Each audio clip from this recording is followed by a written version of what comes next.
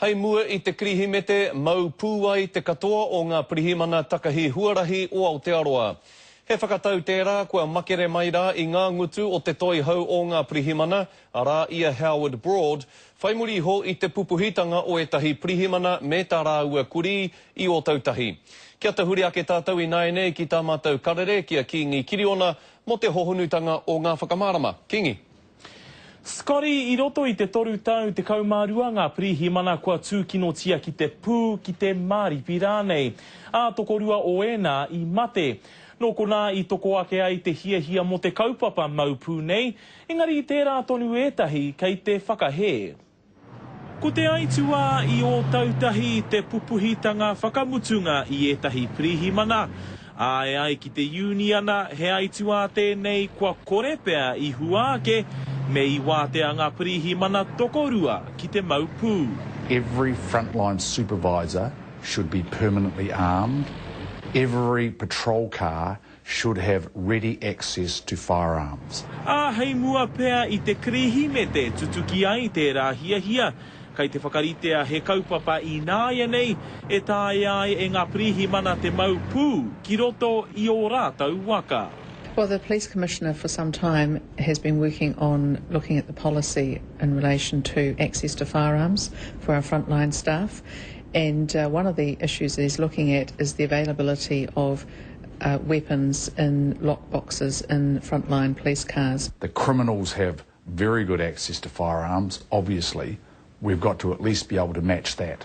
Engari koina te raruraru kia hone harawira, hei tāna ko te tangopū kē te rongoa, kaua I ngā pirihimana anake, engari I Aotearoa whānui. Mena hore kau he pū ke roto I te hapori, hea te take kia mau pū te pirihimana. It's just that the crimes around the bigger crimes are just getting worse and worse. And how else the police baton is no longer any good. E ai ki ēnei wātene o Ōtara mā te wā e tau haere ai te whakaaro mo te mau pū ki roto I tō rātau hapori. I've been security in Ōtara for a couple of years now and I've seen some pretty dangerous stuff. So it's about time. If they come around here and shoot us, then we got personal reason to grab taser guns. I mean, this ain't America.